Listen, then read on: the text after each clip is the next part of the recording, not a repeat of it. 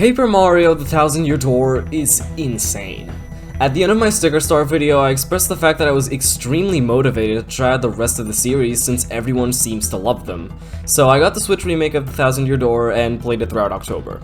I've waited a bit from the day I beat it to start writing about it to let my thoughts settle in a bit, and I think now's the perfect time to do so. Paper Mario: The Thousand-Year Door is one of my new favorite video games of all time. It genuinely blew me away the whole way through with how amazing it was. The entire 30 hours it took me to beat it, I was having a blast. The fact that I also went into it with my only prior Paper Mario experience beforehand being Sticker Star definitely helped elevate it.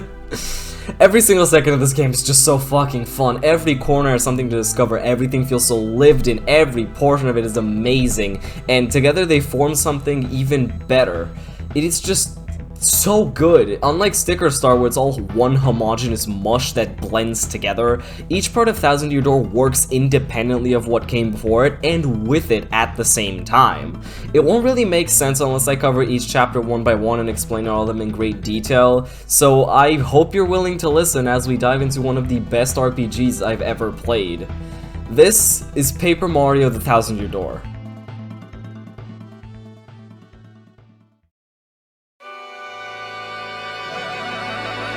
The prologue is simply an introduction to the game, nothing more, nothing less. You get a story of how Rogueport came to be and what lies below, a scene of Peach buying the map and sending it to Mario, and Mario arriving in Rogueport.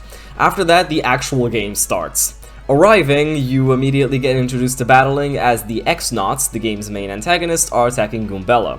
Mario steps in where the first battle starts, where you just kinda jump a bunch of times on Crump until he fucks off. And then he spawns his entire army of dudes who are so stupid that Mario and Goombella can just kind of scurry away. Once they get far enough away, Goombella mentions that she wouldn't have come here had it not been for the secret treasure lying below the city. This shared goal gets them to team up, go to Professor Frankly, who tells us how to reach the Thousand-Year Door and about the 7 crystal stars. After fighting the Thousand-Year Door, we find the pipe to the area where the first crystal star lies, beginning Chapter 1.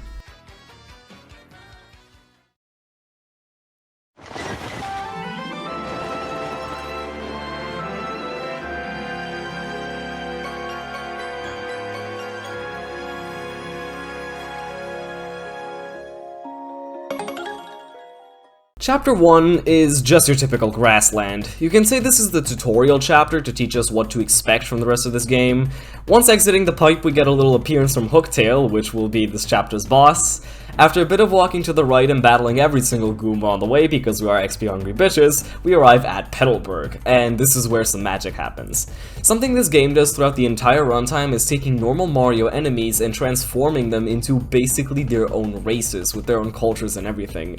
And this is honestly so cool. It's so refreshing and new, and yes, I know Paper Mario 64 does the exact same thing, but I haven't played it yet, so shut up. Petalburg has just so many little Easter eggs and packed into it, and I just love it. Like the badge outside the mayor's house, the Koopa with a ton of Peach posters in his house, the little gamer toad that tells you stuff about the Paper Mario games, and at the time, what was a teaser for Super Paper Mario. General White being here, which serves as a teaser for way later in the game, and wait, there's actual fucking characters, oh my god. This right here is one of my favorite aspects of the game. The characters are so fucking good. They all have different personalities, different backstories, different ways they think. Oh my god, I love it. Anyways, on our way out of the village, we get interrupted by Koops, who wants to come with us, but stops himself right before asking.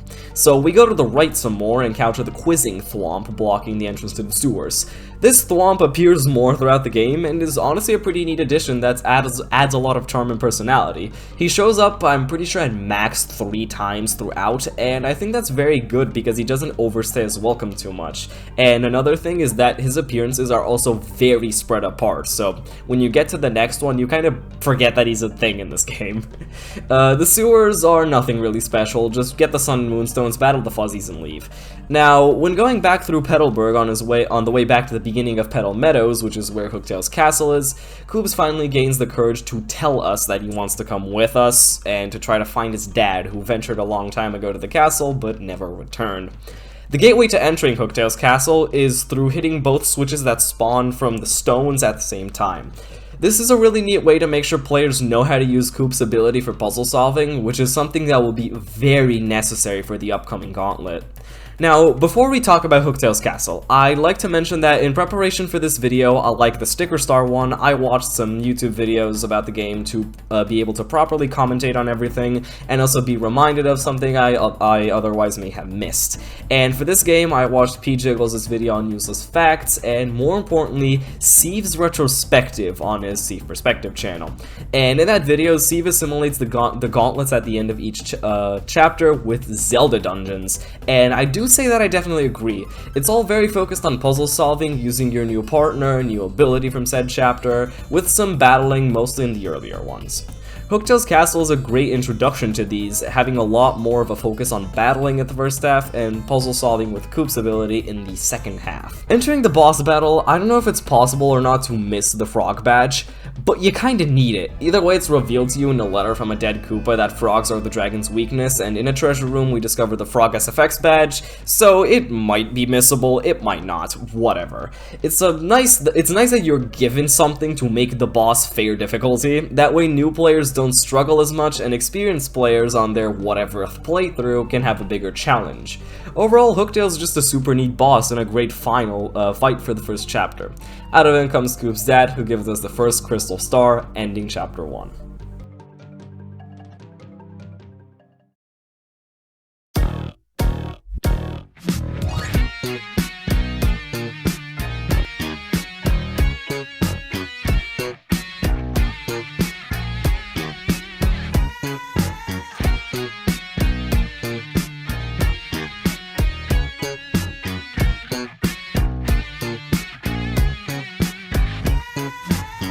It is revealed to us that the second crystal star is in Bogley Woods. When we return to the Rogueport Underground and just wander around for a bit, we use our turning to the side ability to fit through some vents. In there, Puny sees us and runs away.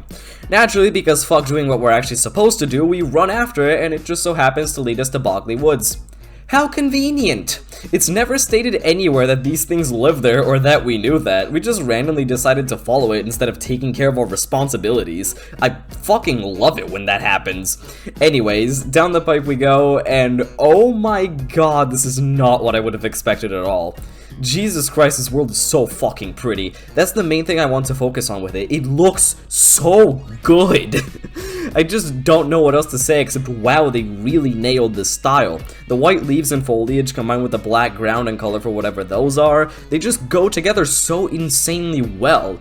Whatever, enough aesthetics. This chapter gives us our first taste of the three shadows. We got Tiny One, Fat One, and Vivian. They're trying to beat us to grabbing the crystal stars so they can do Lord knows what with them. They don't actually interact with us this chapter, but yeah, surely they won't show up again because, fun fact, if you try to talk to them, they just fucking shoo you away, like, go away, we have business to do. It's like they don't know we're literally the people they're plotting against. Whatever. The guy who we followed, whose name we found out was Punio, tells us that his tree was hijacked by the X-Nauts. Oh wow, a villain actually does something instead of chill at the end of the game waiting for the protagonist to show up. Take a look at that sticker star. Anywho, he tells us there's a lady called Flurry who can help us take back the tree, so we go all the way to her, but she doesn't want to leave her house without her necklace, which as of this moment is all the way back at the beginning of the world with Vivian and gang. Isn't that just fantastic? So we backtrack all the way to the beginning, and then all the way back, and then we have to go all the way back to the tree. Finally, entering the tree, there's a couple more punies that our little buddy somehow manages to convince to follow us. At the top floor, there's the other however many, including their leader and the main guy's sister. After getting them out, the entire rest of chapter 2 basically becomes a Pikmin game, having to basically guide the punies with us everywhere we go. Thankfully, they follow our every move, besides when there's an enemy nearby, so it's not too bad to navigate them everywhere. The narrow snake corridor thing at one of the sublevels is a pretty cool test of skill, and getting the punies to behave, it's actually really damn well made. Seeing as the GameCube version probably started production right after Nintendo finished Pikmin 1, they clearly know what they were doing here.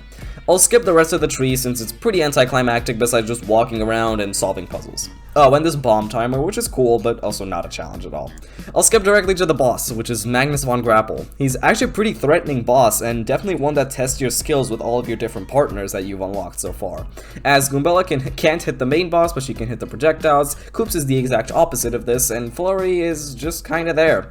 Flurry is easily my least favorite partner. I almost never used her because of how nothing her abilities are. Pretty much anything she can do, Goombella and the Yoshi from Chapter 3 can do infinitely better. I genuinely only used her as cannon fodder because of how much HP she has. Anyway, the boss goes down, although it is pretty difficult for a second world boss, and that's Chapter 2. It's probably the chapter with the least to say about itself. Besides the absolutely breathtaking visuals, it was easily the most run-of-the-mill chapter of them all.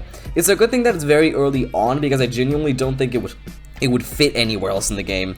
Whatever, it was a fun chapter and the Pikmin concept was really cool, and well, now Professor frankly doesn't know where any more Crystal Star locations are off the top of his head.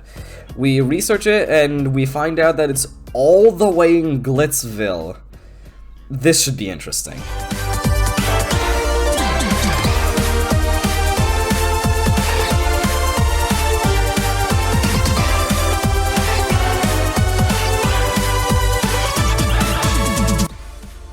Chapter 3 is my favorite chapter in the entire game.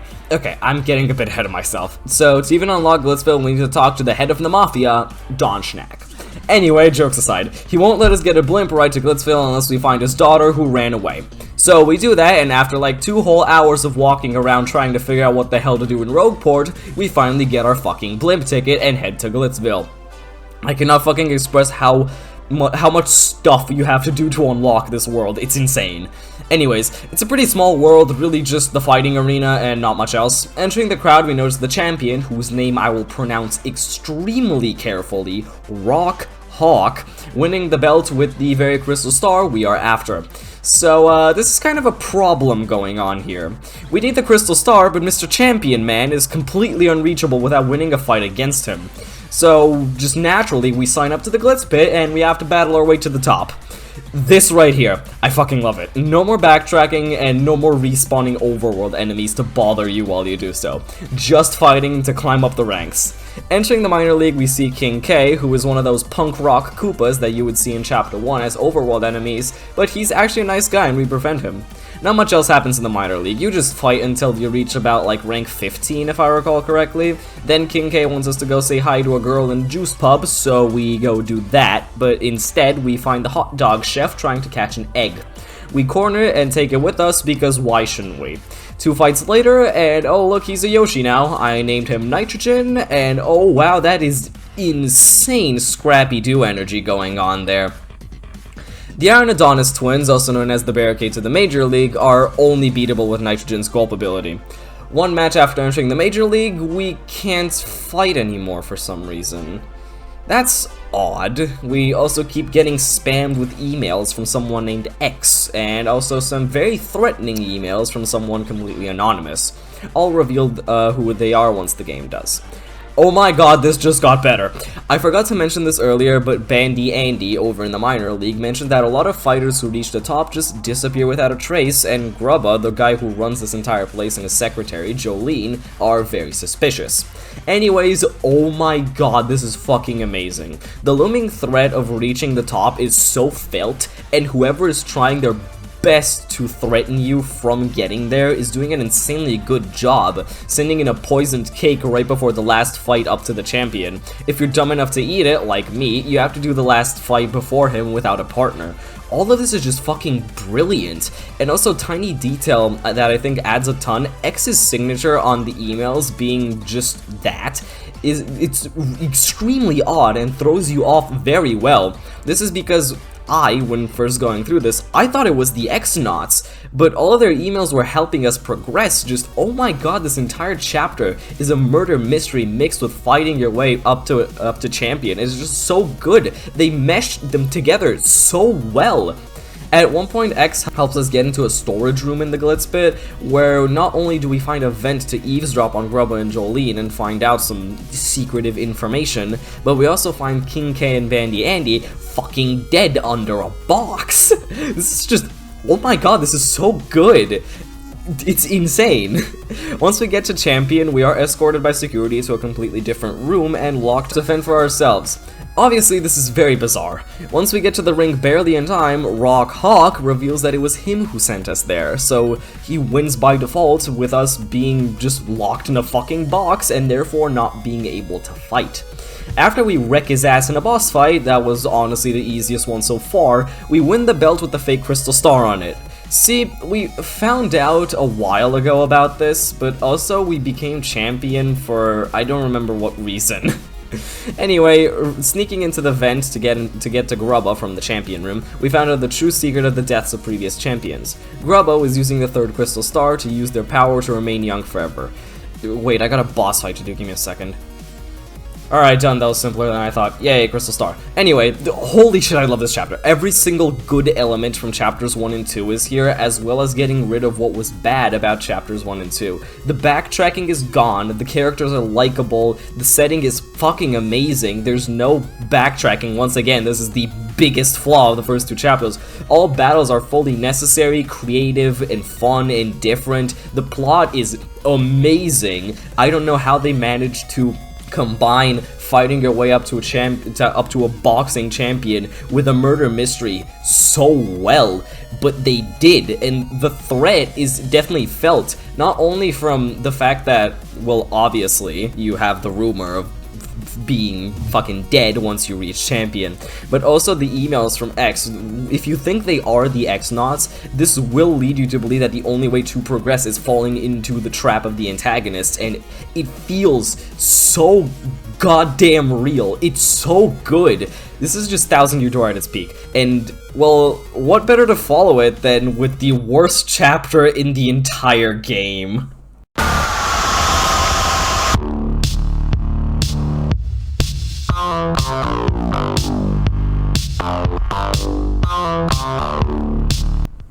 Chapter 4 is by far the worst chapter in the game, and it's not even close. Actually, it is, but we'll get into that. Anyway, the location we have to go to this time is Twilight Town, which is a place stuck in an eternal sunset. That sounds pretty interesting.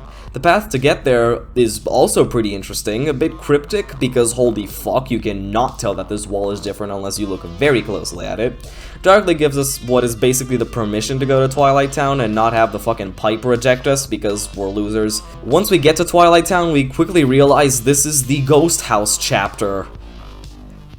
Great! The villagers here have a problem, something at the creepy steeple. What seems to be just a gigantic church-like thing is ringing a bell, and every time that happens, a villager gets turned into a pig. This chapter is the most depressing shit of all time. The way it looks, the story, the fucking dialogue lines are insane. Especially with the mother and the 3 children and the shopkeeper. It's just all so fucking bleak and miserable. Anyway, we have a long, straight road to Creepy Steeple to follow. After going in a straight line back and forth for a while, we arrive at the Creepy Steeple. This is another puzzly dungeon thing, except the gimmick this time is that the main room is basically on a timer, as whenever you enter, boos start forming around you, and if you stand in there for too long, you get kicked out. It's a fine enough gimmick and actually provides some pretty cool strategy to how you navigate it. It's also over pretty quickly. Up at the top, we meet the boss of this chapter, this ghost thing. If you try to tattle it with Goombella, she says there's no name written down for it, which is odd, I guess. Near the end of the fight, he takes the form of Mario so he can beat us with our abilities. That's whatever though, because he still sucks and is easy to beat. Chapter done? I mean, the crystal star's right there. It can't be that easy, right?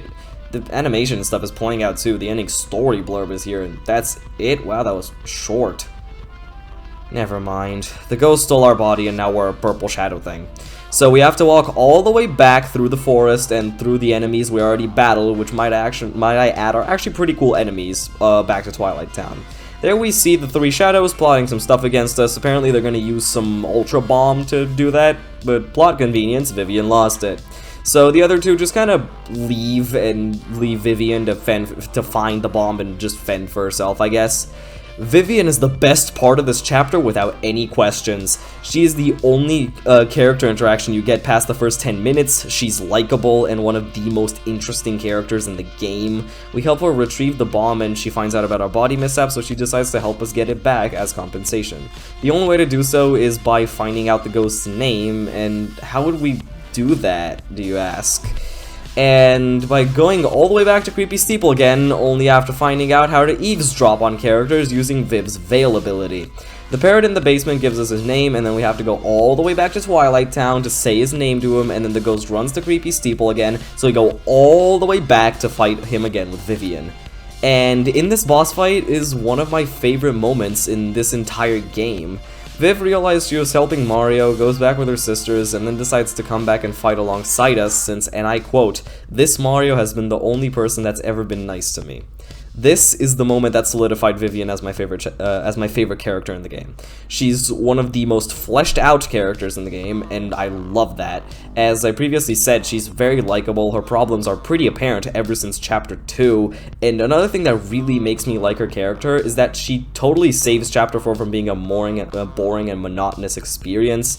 The backtracking here is fucking immense, the villain is ridiculously annoying, the main conflict in said area gets solved like 50% of the way through, and then it just becomes a constant back and forth. One thing that I will admit is that the scene where you find out Dupless's name is fucking hilarious. I love that. But this was just overall an insanely mixed bag of a chapter that dragged on for far longer than it should have. It had some insanely good stuff in it, and some stuff that's just inexcusable in the context of this game. It nailed its atmosphere, but I don't know if that's a good thing or not. It gives the entire chapter such a hopeless aura to it. The ability to eavesdrop is necessary to beat it and weirdly hard to discover. Yeah, Vivian just carries this entire chapter so hard, it's insane. And also one more thing about her that I forgot to mention earlier, she's the only character in the entire game that has direct connection with the main antagonist, so that's just another little piece of trivia about her. She's genuinely one of, if not the most, like, complex character in the entire game. Whatever, bye Dupless, hope to never see you again because you really sucked. Chapter done for real this time.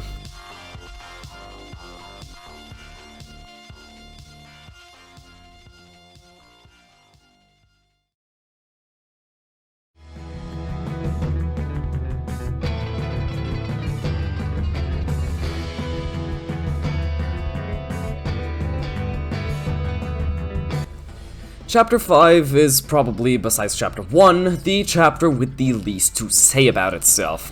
This time we need to head to Keelhole Key, an island believed to be haunted by the ghost of a dead pirate, I think. The one guy in Rogueport with the ability to take us there is Flavio, who is currently just at the inn singing to a fucking jewel.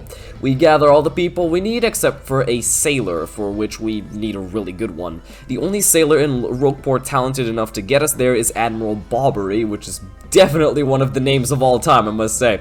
The problem is he won't go out to sea because his wife died while he was at sea, which scarred him so much that he never went out to sea again. That's kind of a problem. Wait, never mind. The barkeeper just so happened to have a note from his dead wife she wrote for Bob before dying. That's extremely convenient, but also, why didn't you give him that earlier? Anyways, let's set off. And now we're stranded on an island. Amazing. Bob sets out to do some stuff, I don't remember what, and we go after him. After traversing a decent amount of jungle, we find him almost dead. As his last wish, he wants us to bring him a bottle of soda he's had since his wife died. How is that shit not rotten yet? So, we go get it for him, and then it turns out he's completely fine.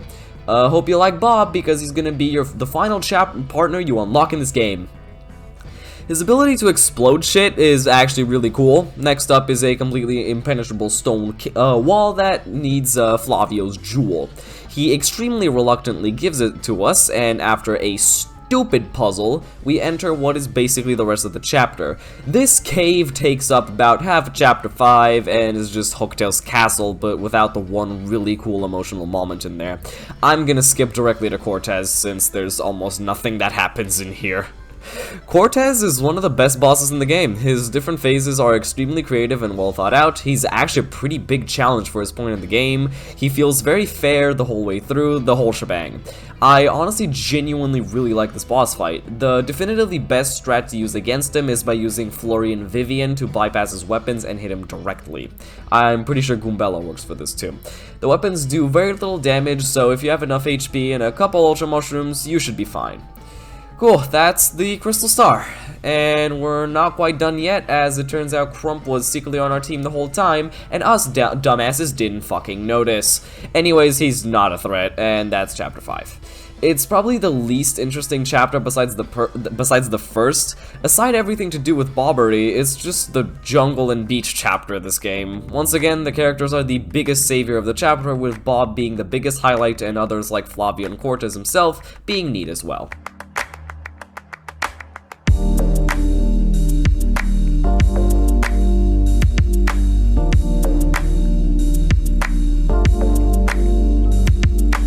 Between each chapter, we got to play as Peach and Bowser for a couple minutes, so we caught up to speed with them. I really appreciate them actually caring about Peach as a character and giving them more screen time. This is another thing that was done in Paper Mario 64, but I haven't played that game yet, so shut up please.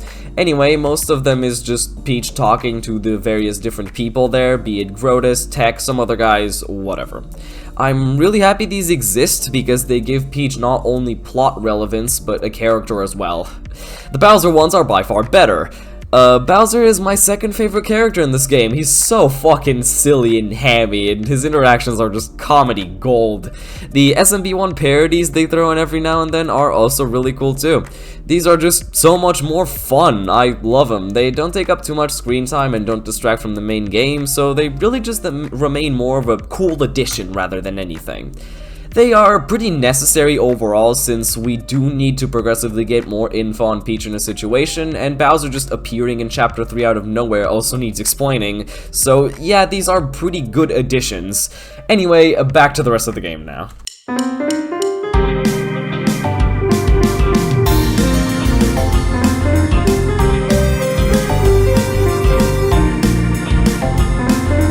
Chapter 6 is so fucking creative. I love it. It's another chapter like Chapter 3 that just throws everything about the previous chapters out the window and does its own thing, and oh my god, it's so fucking good. Most of this chapter takes place on a train to Poshley Heights, and on said train you have to become fucking Sherlock Holmes and solve a bunch of mysteries and help people and stuff. This is so awesome. It's literally Mystery on the Orient Express, except it's a fucking video game. The plot itself is relatively basic, the characters are once again super likable, Pennington is funny thanks to how ungodly stupid he is. Yeah, it's just awesome all the way around. There's not much that I can really comment on with this chapter besides the fact that it's literally just Mystery on the Orient Express, but it's Paper Mario. Like, come on, that's epic. Once we arrive at our destination, which is the town of Poshley Heights, might I remind you, we get the Crystal Star pretty easily just from Pennington's house. Oh yeah, and I forgot the boss. The boss of this chapter is probably one of the hardest in the game. I genuinely struggled with it, but that's pretty good. We're at Chapter 6, and we really do need harder bosses by now, besides, I don't know, maybe Cortez? Because all of the fights so far have been pretty easy. Anyway, this is definitely one of the highlights of this already amazing game. And you know what? The next chapter is even better.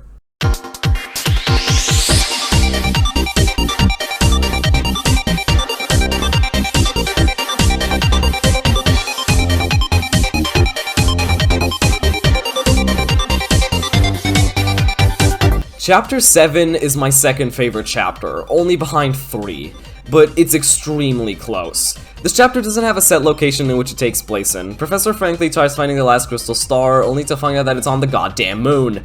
So, how the fuck are we gonna do this? We're gonna ask the canonical 1000-Year Door version of the USSR, of course! I love Far Outpost, the bombs are likable, the winter setting is really good, the way you get to the moon is just the best, it's just all so fucking good. Anyway, to get the bombs to actually activate the cannon, we need General White and Gold Bob. Gold Bob is simple, just go to Poshley Heights and grab him. The General White quest used to suck ass on GameCube. Here, thanks to the fast travel pipes, it's not nearly as miserable. That still doesn't excuse how bad it was on the GameCube, though. It's probably the worst part of the entire game on the GameCube version, but here it's fine. Once we get to General White, we can finally go to the moon. The moon itself doesn't take too long, it's just a couple areas, and then we enter the true meat and potatoes of this chapter, the X-Naut Fortress. This is my favorite area of the entire game. We've seen it before, the enemies are just X-Nauts, the music is so fucking good, oh my god. This is my second favorite track of the entire game, no questions asked. It's pretty basic, the entire setting is just a bunch of levels, bunch of puzzles. There's not much plot in it, but it's so good for like a final gauntlet thing, you know? It's just so fucking good. The boss is Crump, which is great, although it's literally just a more powerful Magnus von Grapple that I struggled with a ton. The ending, oh my god, that ending. Us finding out Peach is once again not here and the entire fortress self-destructing while Tech gives us his last message, it's so good. Like, I really like this. This entire chapter is just everything I could have asked for from a final finale thing. It is just unbelievably good.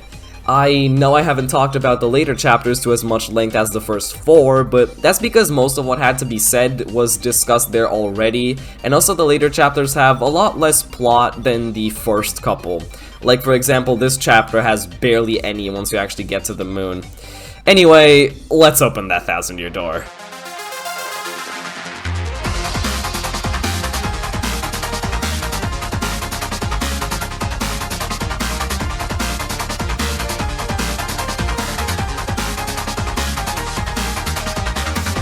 Chapter 8 is definitely something I didn't expect. I thought the final boss would just be directly after the door, but no, there's an entire palace to run through. There's nothing interesting here, I'll just skip to after it.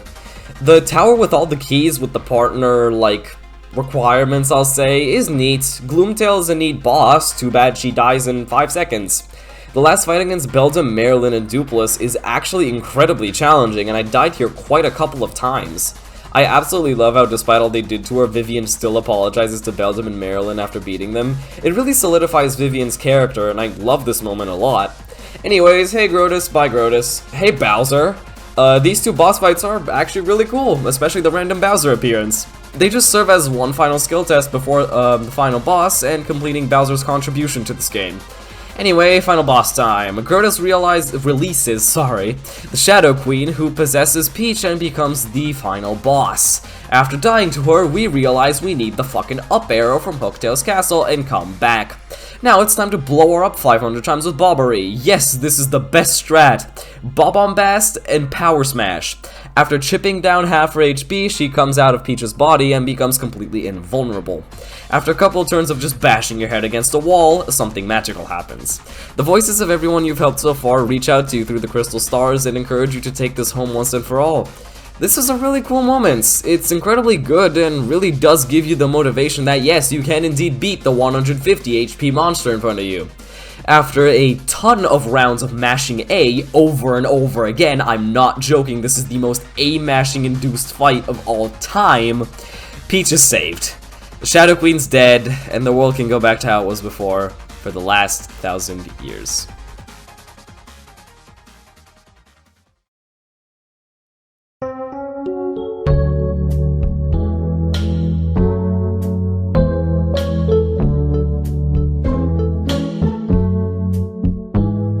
Paper Mario: The 1,000-Year Door is genuinely incredible. Everything about it works so insanely well, not only in the context of the entire game, but on an individual chapter level.